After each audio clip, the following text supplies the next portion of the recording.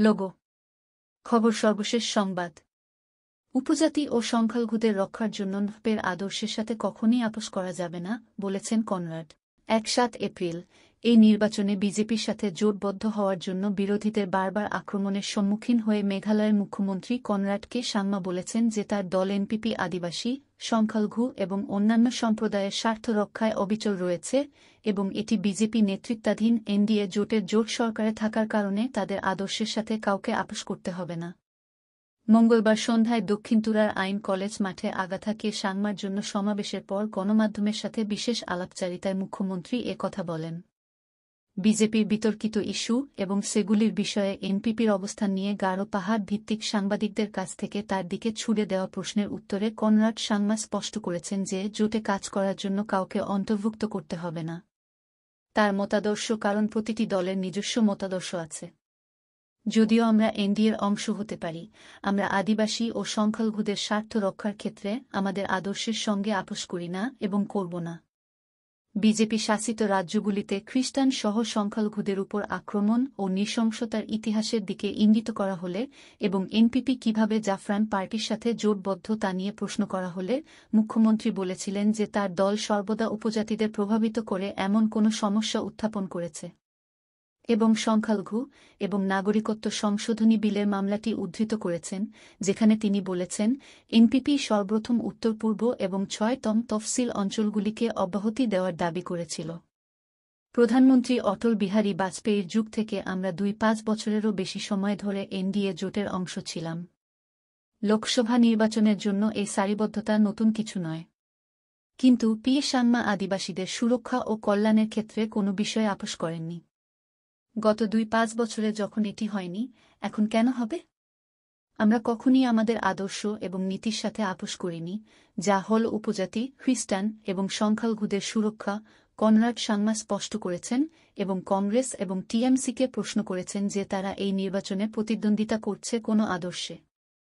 বিজ্ঞাপন vote for Agatha মোদিকে vote বিতর্ক যেহেতু তৃণমূল এবং কংগ্রেস এনপিপিকে বিজেপির মুদ্রার অপর দিক বলে অভিযুক্ত করেছে মুখ্যমন্ত্রীর সাম্প্রতিক মন্তব্যে যে আগাথাকে ভোট দেওয়া প্রধানমন্ত্রী মোদির জন্য ভোট হবে, কনরাড সাংমা বিরোধীদের একটি মায়োপিক বলে অভিযোগ করেছেন। বিবৃতি দেখুন। বিজেপি সদস্যদের জন্য বিশেষভাবে বোঝানো হয়েছিল যখন আমি তাদের সমর্থন চাওয়ার জন্য তাদের সাথে দেখা করেছিলাম যেহেতু বিজেপি প্রার্থী দেওয়ার বিরুদ্ধে সিদ্ধান্ত নিয়েছিল এবং এর হাইকমান্ড তার কর্মী ও সমর্থকদের আগাথাকে সমর্থন ও ভোট দেওয়ার নির্দেশ দিয়েছিল। একইভাবে আমি এমনকি জিএনসি, ইউডিপি এবং অন্যান্য দলগুলির কাছেও অনুরোধ করেছিলাম যে আগাথার জন্য একটি ভোট জিএনসি, ইউডিপি এবং অন্যান্যদের জন্য একটি ভোট হবে। ধর্মনিরপেক্ষ রূপ পরিবর্তনের জন্য সংবিধান সংশোধন নিয়ে আশঙ্কা।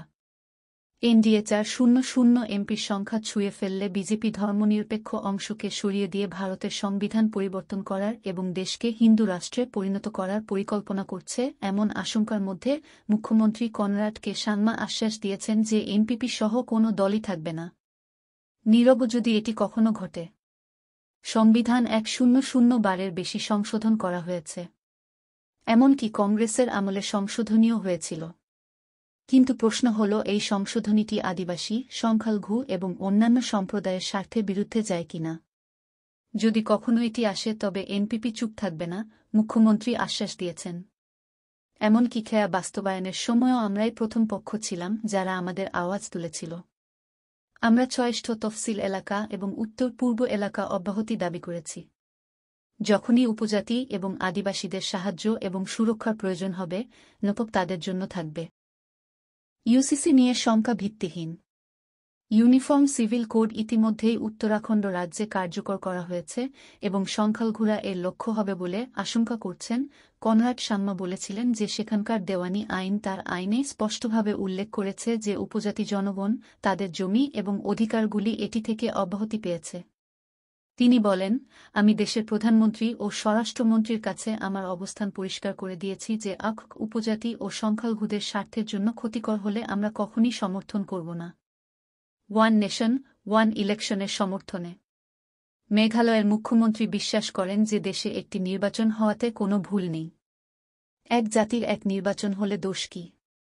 বারবার নির্বাচন উন্নয়নমূলক কাজে বাধা দেয়।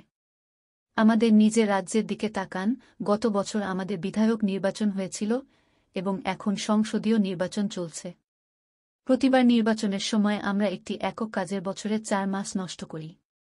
উন্নয়নমূলক কাজের জন্য এই সময় সবচেয়ে বেশি, কিন্তু আমরা নির্বাচনের মোড়ে আছি।